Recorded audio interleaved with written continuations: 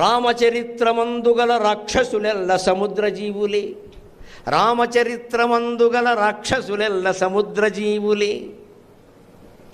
ఆ మహనీయ సత్కవి మహత్తర బుద్ధికి తోచనట్టిది ఈ భూమిని కాదు విశ్వమున పుట్టగబోదు.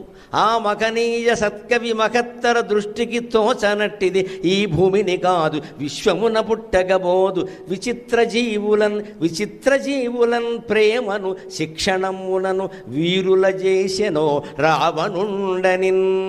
విచిత్ర జీవులన్ ప్రేమను శిక్షణమునను వీరుల చేసెనో రావణుండనిన్. రావణాసురుడి భటులుగా పేర్కొన్న రాక్షసుల్లో సగం సముద్రపు చేపల పేర్లే. ద్విజిక్కుడు, విద్యుజ్జిక్పుడు, కరాళదంష్టుడు, ఉగ్రదంష్టుడు, ద్విబాకుడు, మహోదరుడు, లంబోదరుడు, స్తంభోదరుడు, ఇవన్నీ రకరకాల చేపలండి. ఆ పేర్లే పెట్టాడు వాల్మీకి. రావణుడు సైన్యం సముద్ర తీరంలోనే కదా ఉన్నది. ఇంకో ఆశ్చర్యకరమైన విషయం, శూర్పణఖ భర్త వాడి పేరు విద్యుజ్జిహ్వుడు. విద్యుజ్జిహ్వుడు అంటే నాలుక మీద కరెంటు ఉండేవాడని.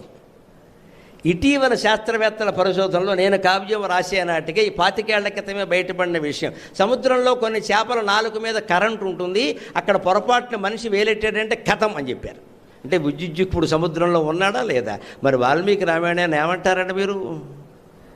రామాయణం కల్పన, భారతం కల్పన. ఈ సన్నాసి ఒక్కడే నిజం, మిగిలినవన్నీ కల్పనే. ఈ వ్యధ ఒక్కడే నిజం. ఇక్కడ రాముడు లేట, ఈ వీడు బామ్మ ఉన్నారు ఇక్కడ. మనుషులు ఆలోచనలు అండి. రామాయణం లేదు, భారతం లేదు, అవన్నీ సరదాకి రాసుకున్న కావ్య. సరదాకి రాసిన కావ్యాలు అయితే సరదాకి రాసిన పాటల్లా ఎప్పుడో పోయి ఉండేవి. మీ బోడి లెక్కల ప్రకారమైన పురాణాల లెక్కలు తీసేసిన 7000 ఏళ్ళు రామాయణం మిగిలింది. ఎప్పటికీ దాన్నే పారాయణ చేస్తారంటే ఏది మిగిలిందో అర్థం అవట్లేదండి. ఇంకా మళ్ళీ కల్పన అంటారేమిటండి బుద్ధి లేకుండా? రామరావణ యుద్ధంలో పేర్కొన్న రావణాసురుడు భటుల్లో సగం చేపల పేర్లే. ఇంకా భయంకరమైన ఉదాహరణ, బుర్ర తిరిగిపోయే ఉదాహరణ. హనుమంతుడు సముద్రాన్ని దాటుతూ ఉంటే సింహిక, రాహువు తల్లిగా పురాణాల్లో పేర్కొనబడింది. రాహువు తల్లి సింహిక గర్భ సంభూతం తం రాహుం ప్రణమామ్యహం. ఏమిట ఆ సింహిక లక్షణం? నీడ పట్టుకుని లాగుతుంది. పైన ఎవరైనా పెడుతుంటే విమానాలు, మనుషులు ఎవరైనా సరే నీడ పడుతుంది సముద్రం మీద, ఆ నీడ లాగుతుంది, పై వస్తూ కిందకు వస్తుంది. ఇప్పటికి బెర్ముడా ట్రయాంగిల్లో అదే ఉంది. జలసంధిలో ఇప్పటికీ రాడార్కి విమానాలు అందవు. పక్కా రామాయణం నిజమా కాదా? అనుమానం ఏదైనా ఉందా? వాళ్ళు మీ కలగన్నాడు, రాశాడు. హనుమంతుడు కలిపెత పాత్ర గోపగల కొట్టేయాలి. ఈ మాట మాట్లాడేవాడిని. ఏం చదివి మాట్లాడుతున్నావు రాని? వీడేదో నవలా నాటకంలా అనుకుంటాడు. దీని ఎక్కడ ఎప్పటికీ ఉందండి బెర్ముడా ట్రయాంగిల్లో. టీవీ 9లో ఈ మధ్యన కూడా చూపించారు మళ్ళీ దాన్ని. ఇప్పటికీ అంతుపట్టట్లేదని. అక్కడికి రాగానే విమానాలు రాడార్కి అందవు.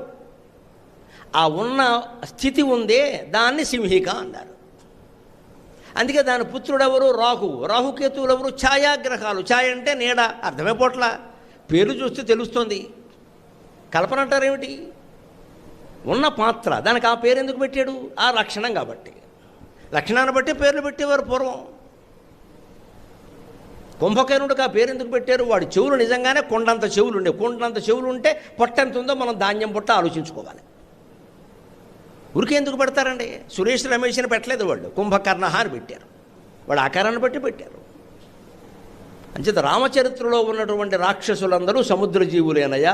ఆ మహనీయ సత్కవి మనోహర దృష్టికి తోసనట్టిది ఈ భూమిని కాదు విశ్వమున పుట్టకపోదు.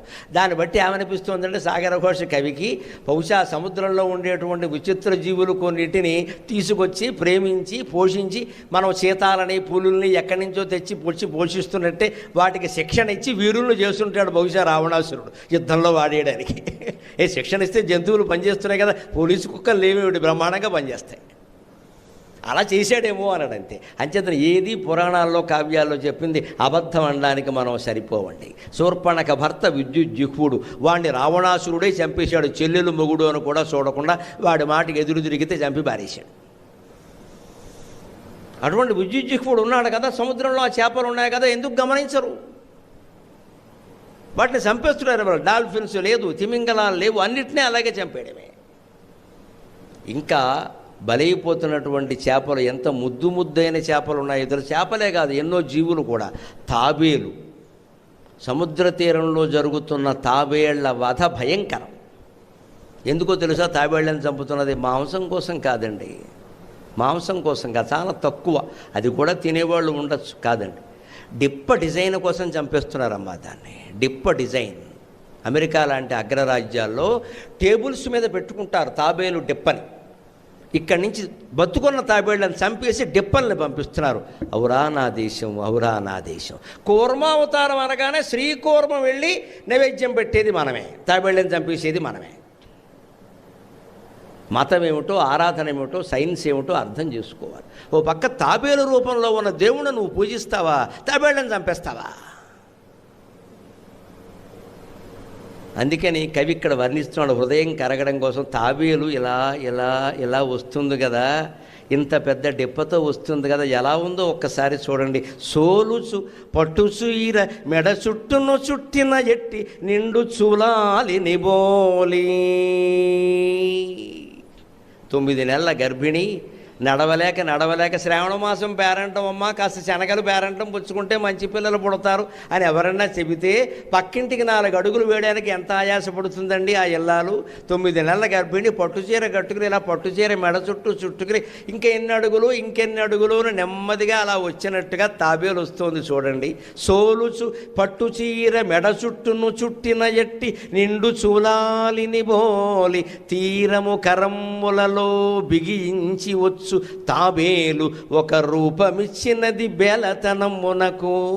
సోలుచు పట్టుచీర మెడ చుట్టును చుట్టిన ఎట్టి నిండు చూలాలిని బోలి తీరము కరమ్ములలో బిగించి వచ్చు తాబేలొక రూపమిచ్చినది బెలతనమునకు. అట్టి జీవమున్ కాలు నిపాలికంపెదరు, అట్టి జీవమున్ కాలు నిపాలికంపెదరు కర్మము డిప్ప డిజైను కోసమై. దాని అమాయకత్వం చూస్తుంటే గర్భిణీ స్త్రీ పట్టుచీర కట్టుకుని నడవలేక నెమ్మదిగా వస్తున్నట్టు లేదా? దాన్ని ఎలా చంపేస్తారయ్యా? మనస్సులు ఎలా ఒప్పుతున్నాయి? కవిత్వం మనస్సును కరిగించడానికి కదా. పైగా తాబేలు వల్ల భౌతిక ప్రయోజనం కాదండి, నైతిక ప్రయోజనం ఉంది. ఏ జంతువు గురించి భగవంతుడు భగవద్గీతలో చెప్పాడో లేదో నాకు తెలియదు, తాబేలు గురించి చెప్పాడు. యదా సంహరతేజాయం పురుషో ఇంద్రియ కూర్మో అంగానీవ సర్వశక ఇంద్రియాణి ఇంద్రియార్థేభ్య తస్య ప్రజ్ఞా ప్రతిష్ఠిత. ఇంద్రియాలను ఎలా నిగ్రహించుకోవాలి అంటే, అర్జున తాబేలును చూసి నేర్చుకోవయ్యా అన్నాడు. తాబేలు ఏం చేస్తుంది? అలికిడి అయిన చాలు తన అంగములన్నీయు కర్పరమ్ము లోపల వడిదాచు కశ్యపము. అలికిడి అయిన చాలు తన అంగములన్నీయు కర్పరమ్ము లోపల వడిదాచు కశ్యపము. పాఠము నేర్పది ఆత్మకు ఇంద్రియముల వలలోన చిక్కకయి ముక్తిని పొందగా. పాఠము నేర్పది ఆత్మకు ఇంద్రియముల వలలోన చిక్కకయి ముక్తిని పొందగా. అబ్ది ముంగిటన్ కలుషములు ఊడ్చివేయునది, అబ్ది ముంగిటన్ కలుషములు ఊడ్చివేయునది కల్మష గుల్మము కాదెమీదయన్. తాబేలు గురించి భగవంతుడు చెబుతాడు భగవద్గీతలో. అందుకేనా మనం ప్రేమించాలి కదా. అలికిడవగానే తన అవయవాలు 4 కాళ్ళు తలకాయ లోపలికి గంటేసుకుంటుంది తాబేలు. అలాగే వినకూడని శబ్దం విన్నప్పుడు, చూడకూడని దృశ్యం చూసినప్పుడు, తినకూడని రుచిని ఎదురబడినప్పుడు నీ మనస్సును లోపలికి లాగేసుకో. ఇదే ఇంద్రియ నిగ్రహం అని చెప్పాడు పరమాత్మ. బయట అనేక ఉంటాయండి, మనం అన్నీ ఇప్పుడు ఫోన్ తీస్తున్నామండి, వాట్సాప్లు వస్తూనే ఉంటాయి. ప్రతిదీ చూడాలా? పైన చూడగానే తెలిసిపోతుంది, బొమ్మ చూడగానే. దాన్ని బట్టి మనం చూడనే కూడదు అసలు. వాళ్ళు ఏం చేస్తున్నారు? క్లిక్ చేస్తే చాలా చూసినట్టే వస్తుంది అక్కడ. అందుకని క్లిక్ చేయడానికి వీలుగా హెడ్డింగ్ పెడతాడు. ఆ హెడ్డింగ్ చూసి ఎప్పుడూ నమ్మడానికి వీల్లేదు. సంచలనాత్మకమైన విపరీతమైన హెడ్డింగులు పెట్టారు అంటే అది అబద్ధం, మనం చూడక్కల. కానీ అవే ఎక్కువ మంది చూస్తున్నారు, ఏమీ లేదు అందులో. తీరా చూస్తే ఏమీ లేదు. ఇదే మనస్సును నిగ్రహించుకోవడం అంటే అవి చూడకుండా ఉండడమే. అవి అవన్నీ మారాలండి, ప్రభుత్వం తగిన చర్యలు తీసుకోవాలండి, ఇవి నిషేధం చేయాలని. నువ్వు ప్రధానమంత్రి అయినా జరిగే విషయం కాదు అది, అంత తేలికైన విషయం కాదు. ఇంకా ప్రమాదం జరగబోతోంది కృత్రిమ మేధ ద్వారా. ఇప్పుడు మనం బాగుండాలంటే మన మనస్సును నిగ్రహించుకోవడం ఒకటే మార్గం. లోకాన్నంతటిని ఓ మూకుడు పెట్టి మూసేద్దాం అనుకోకూడదు. అంత పెద్ద మూకుడు ఎక్కడ దొరకదు. అదే మనం పక్కకి తప్పించుకుంటే అయిపోయేదానికి పూర్వపు శాస్త్రాల్లో చెబుతారు, ఉపానద్ గూఢపాదస్య నను చర్మావృతై బభూ అంటారు. రోడ్డు బాగాలేదు అంటే రోడ్డు ఎంత బాగా అవ్వాలని అప్పటి వరకు నడవడం మానేస్తావా అమ్మాయి కూడా, చెప్పులు వేసుకుని వెళ్ళవయ్యా అని చెప్పారు. రోడ్డు మీద ముళ్ళు ఉన్నాయి, రాళ్ళు ఉన్నాయి, చెప్పులు వేసి వెళ్ళవయ్యా. రోడ్డు అంతా బాగా అయ్యాక నడుద్దామంటే పనులు ఆపేస్తావా? మనల్ని మనం కాపాడుకోవాలి. అందుకు తాబేలు ఉదాహరణ. ఇంత శబ్దం వస్తే చాలు 4 కాళ్ళు తలకాయ లోపలికి లాక్కుంటుంది. వినకూడని శబ్దం విన్నప్పుడు, చూడకూడని దృశ్యం చూడవలసి వచ్చినప్పుడు, మనకి సంస్కృతిలో ఉన్న మాట అండి, శివ శివ శివ శివ రామ రామ రామ రామ అని భగవన్నామస్మరణ చేసి కళ్ళు మూసుకుంటారు. అలా మనం పక్కకి తప్పుకోవాలి. కానీ ఇదంతా మార్చేద్దాం, ఎప్పుడు ప్రపంచం బాగుపడుతుంది, కృతయుగం ఎప్పుడు వస్తుందంటే ఎవరూ చెప్పలేరమ్మా. అలాగ తాబేలు నుంచి నేర్చుకోవాలి కదా. ఇంకా ముద్దు జంతువులు ఏమిటో తెలుసా? పక్షులు, పెంగ్విన్ పక్షులండి. సముద్ర తీరంలోనే ఉంటాయి. సముద్ర తీరంలో పెంగ్విన్ పక్షులండి ఇలాగ బుజ్జిగా ఉండి అలా నిలబడి ఉంటే ఆ దృశ్యం సాగర ఘోష కవికి ఎలా కనపడింది తెలుసా? ఆ తీరంలో మొత్తం పెంగ్విన్ పక్షులు కొన్ని వందలు ఉంటాయి. అలాంటివి పత్రికల్లో చూశాను నేను. చూసి అది చూడగానే వీళ్ళు అచ్చం ఎలా ఉన్నారు. జనక సుతా గవేషణకు సాగర తీరమునందు చేరు ఆ వనచర వీరులట్లు. సీతాదేవిని వెతకడానికి దక్షిణ సముద్ర తీరంలో సమావేశమైన చిన్న వానరుల్లో ఉన్నాయండి ఆ పెంగ్విన్ పక్షులు. ఎంత అందంగా ఉన్నాయి. ఇలా కూర్చుని హనుమ వెళదామా వద్దా, అంకద వెళదామా వద్దా, సీతాదేవి దొరుకుతుందంటావా, వెనక్కిడితే సుగ్రీవుడు బతకనిస్తాడంటావా, అలా చర్చలు చేసుకున్నారే వానరులు. పొట్టుగా కూర్చుని ఆ వానరులు ఎలా ఉన్నారో ఈ పెంగ్విన్లు అలా ఉన్నాయి. వాటిని చంపాలని మీకెలా అనిపిస్తుందయ్యా? జనక సుతా గవేషణకు సాగర తీరమునందు చేరు ఆ వనచర వీరులట్లు ఉదది బారుగా పెంగ్వినులెట్లు నిల్చెనో కనుమొకసారి. ఉదది బారుగా పెంగ్వినులెట్లు నిల్చెనో కనుమొకసారి. అర్ణవ మఖమ్మున వామనమూర్తులైన వానిని బలి చేయజూచెదరు. అర్ణవ మఖమ్మున వామనమూర్తులైన వానిని బలి చేయజూచెదరు. అద్నీరతి తీరము నీరుగార్చుచున్. సాగర తీరంలో సీతాన్వేషణ కోసం ఉన్న వానర వీరుల్లాగా బుజ్జిగా బుడ్డిగా పెంగ్విన్లు ఎంత అందంగా ఉన్నాయి. వాటిని ఎలా చంపేస్తున్నారయ్యా? మనస్సు ఎలా ఒప్పుతోంది? మాంసం కోసం, ఎగుమతి కోసం, తినడం కోసం కాదండి, విదేశాలకు ఎగుమతి కోసం. పెంగ్విన్ మాంసానికి డిమాండ్ ఎక్కువ. ఈ హింసలంతా చేసేది మన వాళ్ళే. మళ్ళీ పక్షుల రూపంలో, తాబేళ్ల రూపంలో, కుక్కల రూపంలో, నక్కల రూపంలో దేవుళ్ళను పూజించేది మన వాళ్ళే. దేవుడు అవతారం ఎత్తాడు అంటే ఆ జాతి మొత్తాన్ని గౌరవించాలనే కదా. చంపేయడం ఎలా చంపేస్తావయ్యా? అబ్బే, ఆ ఒక్క అవతారాన్ని గౌరవించి మిగిలినవన్నీ చంపే. ఇదే మతాన్ని అడ్డంగా అర్థం చేసుకోవడం అంటే. ఇంకో మాట వాడుతున్నాడు ఇక్కడ. ఇది ఎలా ఉందంటే బహుశా వామనమూర్తులు పొట్టిగా ఉంటాయి కదా, సముద్రం దగ్గర ఏదో యజ్ఞం జరుగుతున్నట్టుగా ఉంది, బలిచక్రవర్తి చేసే యజ్ఞంలాగా. అందుకని వామనమూర్తి ఒక 100 అవతారాలు దాల్చి ఇక్కడ ఉన్నాడు. వామనమూర్తుల్లా ఉన్నాయి పెంగ్విన్లు. కానీ వామనమూర్తి కథలో బలి కిందకి వెళ్ళిపోయాడు. ఇప్పుడు వామనుడే బలైపోతున్నాడు ఇక్కడ. అందుకని అర్ణవ మఖం అంటే యజ్ఞం. అర్ణవ మఖమ్మున వామనమూర్తులైన వానిని బలి చేయజూచెదరు. నీరది తీరము నీరుగార్చుచున్. అన్ని రకాల కాలుష్యాలని భయంకరంగా భరిస్తోంది సముద్రం. ఎంతకాలం భరిస్తుంది అని ప్రశ్నిస్తున్నాడు ఇక్కడ.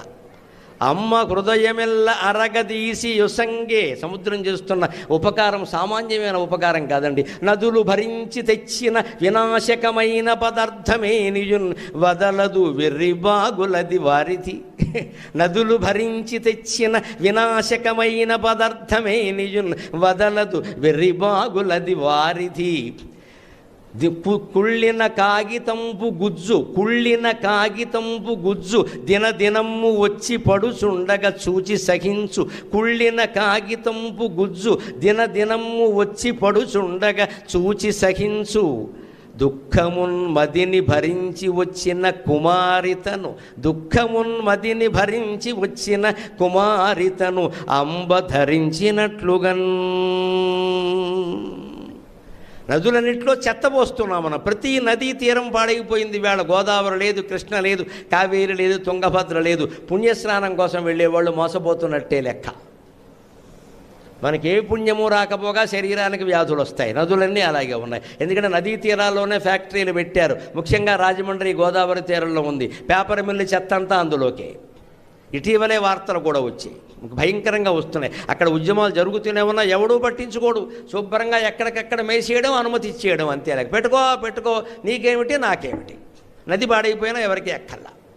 మళ్ళీ మనం ఏదైనా వందే మాత్రం పడితే సుజలాం సుఫలాం సస్యశ్యామలాం అని పాడుతూ ఉంటాం ఇక్కడ మనం. ఎక్కడిది సుజల సుఫల?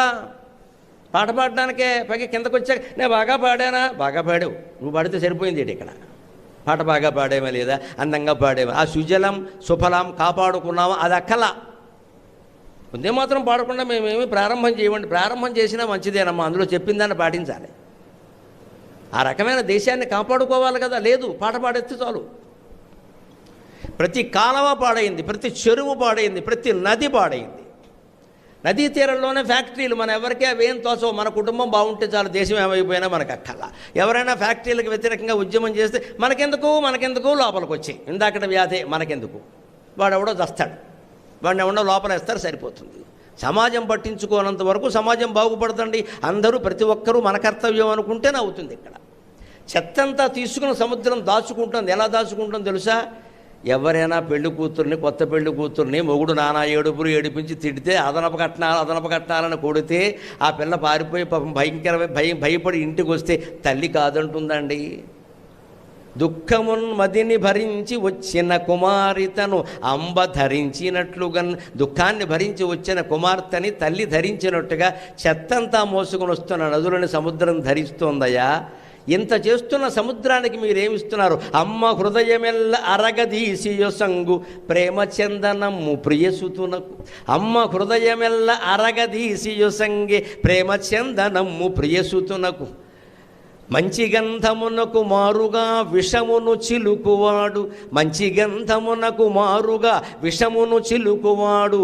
కొడుకు చిలువగాదే, కొడుకు చిలువగాదే. కొండ చిలువ అంటాం కదా. కొండ చిలువని ఎందుకంటారండి? చిలువ అంటే పాము, కొండ చిలువ అంటే కొండల్లో ఉండే పాము. కొండల్లో ఉండేది కొండ చిలువ. మామూలు పాములు కొండల్లో ఉండవు, అవి ఎలకల్ని తింటాయి. కొండ చిలువ ఎలకల్ని పిలకల్ని దందవు. దానికి భగవంతుడు ఎంత శక్తి ఇచ్చాడు అంటే, అదో మహాయోగి. దత్తాత్రేయ చరిత్రలో అజగరం నాకు గురువు అంటాడు ఆయన దత్తాత్రేయుడు. ఏమిటి అంటే 6 నెలలకు ఒకసారి అన్నం తింటుంది కొండ చిలువ. 6 నెలలు ఉపవాసమే. 6 నెలల తర్వాత ఎలా తింటుందంటే మామూలుగా తిందో. ఈ సభకు వచ్చిందంటే నాతో సహా అందరూ గుటకాయ స్వాహ తినేసి ఏం చేస్తుంది? ఇలాంటి స్తంభం, ఇంకా బాగా పొడుగ్గా ఉన్న స్తంభం చూసుకుంటుంది. ఇంతమందిని మింగేస్తుంది. మింగేసి ఓసారి ఇలా చుట్టుకుంటుంది. ఫట్ ఫట్ ఫట్ ఫట్ మొత్తం అంతా అయిపోయాం. అదేదో నాకు పారితోషికం ఇచ్చాక చేస్తే బాగుంటుంది, ముందు అయిపోతే ఎలాగా? అంతే కొండ చెలువు పని. మళ్ళీ 6 నెలల వరకు ముట్టుకోదు. 6 నెలలు ఉండగలిగే శక్తి భగవంతుడు దానికి ఎందుకు ఇచ్చాడంటే కొండల్లో ఉంటుంది అది. దానికి ఎవడు పెడతాడు అన్నం? అందుకని 6 నెలలు ఉండగలిగే శక్తి ఇచ్చాడు. వేదం చెప్పినమాట ఆయురన్నం ప్రయచ్యతే అంటారు. ఆయుర్దాయం ఉంటే అన్నం అదే వస్తుందట. అంచేత భగవద్ అనుగ్రహం ఉంటే ఏదో అలా వస్తుంది. దానికి 6 నెలలు అలా ఉండగలుగుతుంది. ఏం చేస్తుంటే తపస్సున్నారు. దత్తాత్రేయ చరిత్రలో చెప్పారు. అజగరంలా జీవించాలి. ప్రహ్లాద అజగర వృత్తాంతం అని ఉంటుంది దత్తాత్రేయ చరిత్రలో. అద్భుతంగా ఉంటుంది. ప్రహ్లాదుడు అజగరం నుంచి నేర్చుకుంటాడు విషయాలన్నీ. ఊరికే మనకు రోజుకు 4 పూట్ల తింటున్నాం మనం ఇక్కడ. అది 6 నెలలకు ఒకసారి తింటుంది. బతకట్లేదా? దాన్ని కొండ చిలువ అంటే సాగర ఘోష కవి ఇక్కడ ఏమంటాడంటే కొడుకు చిలువ అంటున్నాడు. వీడు కొడుకు రూపంలో ఉన్న పాము. ఏమిట? అమ్మ హృదయమెల్ల అరగదీసియొసంగే ప్రేమచందనమ్ము ప్రియసుతునకు. అమ్మ తన హృదయాన్ని మొత్తం అరగదీసి ప్రేమ అనే మంచి గంధాన్ని పూసింది ఆ అబ్బాయికి. వాడు దానికి బదులుగా ఏం పూశాడు? మంచి గంధమునకు మారుగా విషమును చిలుకువాడు కొడుకు చిలువగాదే. అందుకని సముద్రం మీకు తల్లిలాగా అమృతాన్ని ఇస్తే మీరు దానికి విషాన్ని పూస్తున్నారయ్యా. ఏం చేస్తున్నారో ఆలోచించుకోండి. విలువలు తెలియని నరునకు నిలుచుటకై నీడనిచ్చి నిఖిలావనియున్ నిలువెల్ల మోసపోయెను. విలువలు తెలియని నరునకు నిలుచుటకై నీడనిచ్చి నిఖిలావనియున్ నిలువెల్ల మోసపోయెను. విలపించుచుండే వినిపింపదుకో. విలువలు తెలియని మానవులకి వినివాసం ఇవ్వడం వల్లే సముద్రం సహా భూమి సహా పంచభూతాలు మోసపోతున్నాయి. ఇంతకంటే ఘోరం ఏదన్నా ఉందా? ఓసారి ఆలోచించు అనగానే కవి అక్కడ ఆగి ఓ ప్రశ్న వేశాడు. ఇవన్నీ చెప్పేవు బాగానే ఉంది, మంచినీళ్ళు దాక్కుండా రేవెట్టేసావు, మాకు ఎలా మార్చాలి అని అడిగాడు. నిజమే, ఇదంతా బాగానే ఉంది, మార్చాలి కదా. కార్ల్ మార్క్స్ సందర్భం వచ్చింది కాబట్టి చూస్తున్నా. మహాశాస్త్రవేత్త, మహాసిద్ధాంతవేత్త, కమ్యూనిస్టు సిద్ధాంతకర్త. ఆయన మేధాశక్తిని అనుమానించడానికి అవసరమేం లేదు. ఆయన మంచి పనే చేశాడు. సిద్ధాంతం ఆయన ముందులో ఏమంటాడంటే ప్రపంచాన్ని ఎంతోమంది వివరించారు, వర్ణించారు, విశ్లేషించారు. ఇప్పుడు చేయవలసింది అది కాదు, దాన్ని మార్చడం అంటాడు. నువ్వు వర్ణించడం, విశ్లేషించడం కాదే, మార్చడానికి ఏం చేయాలో చెప్పు. దేనికి ఇదంతా? సాగర ఘోష కావ్యంలో అడుగడుగున ఈ పరిష్కారాలు ఉంటాయి. కేవలం ఏదో ప్రపంచాన్ని తిట్టి ఊరుకోవడం కాదు ఇది. ఏం చెయ్యాలి అంటే, అబ్బాయి ఈ తరంలో మారడం కష్టమయ్యా, జరిగింది ఏదో జరిగింది. ప్రతి సమస్యకి తక్షణ పరిష్కారం ఉంటుంది, శాశ్వత పరిష్కారం ఉంటుంది. కార్యాలయాల్లో లంచం తీసుకోకుండా ఉండాలి అంటే తక్షణ పరిష్కారం ఏమిటంటే వ్యవస్థని బాగా బిగించడం. మంచి మొగుళ్ళు లాంటి వాడిని ఒకరిని పైవాడి కింద వెయ్యాలి. అక్కడ వాడు అస్తమాను తిరుగుతూ ఉండాలి. సరైన అధికారం ఉంటే ఆపచ్చునండి, అది తక్షణ పరిష్కారం. కానీ దానివల్ల శాశ్వతంగా జరగదు. శాశ్వత పరిష్కారం ఏమిటంటే మనుషుల్లో పురాణాల ద్వారా నైతిక విలువల్ని పెంచడం ద్వారా, విద్యా వ్యవస్థలో చిన్నతనం నుంచి బోధించడం ద్వారా భక్తి జ్ఞాన వైరాగ్యాలు బాగా నేర్పాలి. అది శాశ్వత పరిష్కారం. ఆధ్యాత్మికత లేకుండా ఏ వైద్యము కుదరదండి. తక్షణ పరిష్కారం బిగింపే వ్యవస్థ, గట్టిగా బిగించు. శాశ్వత పరిష్కారం బోధన, మనస్సులో మార్పు రావాలి కదా. అందుకని ఇప్పుడు చెబుతోంది ఏం చేయాలంటే, ఏమేది చేయించునయా? పసితనమందే రామకథ భరతగాథ నవీన సత్కథల్ రసమయ రీతి నేర్పి అనురాగముతో క్రమశిక్షణమునన్ మసలగజేయ భావితరమైనను మారును శ్రద్ధసేయుడీ మసి వదలింపుడీ పొడమి మంటలలోబడి మాడకుండగన్. ఈ మసి వదలింపుడీ పొడమి మంటలలోబడి మాడకుండగన్. జరిగింది ఏదో జరిగింది. ఎప్పటి నుంచైనా పిల్లలకి చదువు చెప్పేటప్పుడు ఇంగ్లీష్ మీడియం చదివాడు, మా వాడికి ఇంగ్లీష్ బాగా వచ్చేసింది, నన్ను అమ్మ అంటలేదు, మమ్మీ అంటున్నాడు, వాళ్ళ నాన్న అంటలేదు, డాడీ అంటున్నాడు, పని మనిషిని కూడా సర్వెంట్ మైడ్ అంటున్నాడు. ఎంత పిచ్చి మాటో! ఆయన పేరెట్టి పిలిస్తే బ్రహ్మాండంగా ఆనందిస్తుంది. అక్కడికి మెయిడ్ సర్వెంటు, మెయిల్ సర్వెంట్ 100 మాటలు పుట్టించాం. చివరికి ఈ మధ్య భార్య, భర్త, ఇల్లాలు కూడా మానేశారండి. హౌస్ మేకర్, ఎంత విచిత్రమైన మాట. హౌస్ మేకర్ అంటే రోటీ మేకర్ లాగా హౌస్ మేకర్. చాలా విచిత్రమైన మాటలు పుట్టించారు. పార్ట్నర్ అనడం, స్పౌస్ అనడం, దరిద్రపు మాటలు ఇవన్నీ. భార్య అనగానే వచ్చే భావన వేరు, భర్త అనగానే వచ్చే భావన వేరు, ఇల్లాలు అనగానే కలిగే భావన వేరు. హౌస్ వైఫ్కి తెలుగు మాట ఇల్లాలండి. హౌస్ వైఫ్, ఇల్లాలు మనకు ఉందిగా. హౌస్ వైఫ్ అంటారు ఏమిటండి? ఇల్లాలు అదే మాట కదా, ఇంటాయన అదే మాట కదా. మా ఇంటాయన లేరండి, అయిపోయే. విచిత్రమైన ఇంగ్లీష్ పదాలన్నీ వచ్చాయి. దానివల్ల ఏమవుతుంది? అసలైన ఆత్మీయత, అసలైన ఆనందం పోయింది. ఊరికే మాట మిగిలిందంతే. అందుకని చిన్నప్పుడే రామకథ, భారతగాథ, ఇంకా కొత్త సత్కథలు రసమయ రీతి నేర్పి, ఉట్నే కథ చెప్పడం పుణ్యమని కాకుండా పిల్లల మనస్సును ఆకట్టుకునే విధంగా బోధన చెయ్యాలి. అటువంటి పాఠశాలలోనే చేర్పిస్తున్నావా లేదా అని మనం ఆలోచించుకోవాలి. 1,00,000 కట్టాము, 2 లక్షలు కట్టామని కాదు. బోధన విద్యార్థికి ఆకర్షణీయంగా ఉందా లేదా? వాడు ఆదివారం వస్తే ఎగిరి గంతేస్తున్నాడు అంటే ఆ స్కూలు పనికిరాదనే అర్థం. ఆదివారం వచ్చినా సరే నేను బళ్ళోకి వెడతానంటున్నాడు అంటే ఆ స్కూలు మంచిదని అర్థం. అదే కాలేజీ కుర్రాడు ఆదివారం వచ్చినా సరే నేను కాలేజీకి వెడుతున్నాను అన్నాడంటే సంథింగ్ అని అర్థం. అక్కడ ఇంక వివరించక్కర్లేదు. చిన్నపిల్లాడు నేను ఆదివారం బళ్ళోకి వెడతానంటున్నాడంటే బళ్ళో పాఠాలు బాగా చెప్తున్నారు, లేకపోతే ఏదో అప్పనుందన్నమాట. వాడికి అంత ఆకర్షణీయంగా. 20 ఏళ్ళు వచ్చాక అస్తమానం కాలేజీకి వెడతానని ఆదివారం కూడా వెళ్ళిపోయాడంటే సంథింగ్. అమ్మాయి అయినా సరే, అబ్బాయి అయినా సరే. మామూలుగానే వెళ్ళరండి. సండే ఎందుకు ఎడతారో? వీరు వారిని రమ్మన్నారు, ఎడతారు అక్కడికి. ఇది ఆలోచించాల్సిన విధానం. దొరుకుతారు వెంటనే. ఆ మొగ్గ దశలో ఉన్నప్పుడే ఈ లవ్ అఫేర్స్ని కనుక త్రుంచేయగలిగితే పెరగవు. ఫోన్ లాగేసుకోవడమే, నోరు మూసుకో, ఉంటే ఉండిపోతే అది లేక ఇవ్వడం అంటారు. సహజంగా ఏమంటారో తెలుసా? మేము ఇంట్లోంచి వెళ్ళిపోతాం, మరీ మంచిది, మళ్ళీ రాకుండా చూడు, అంతే.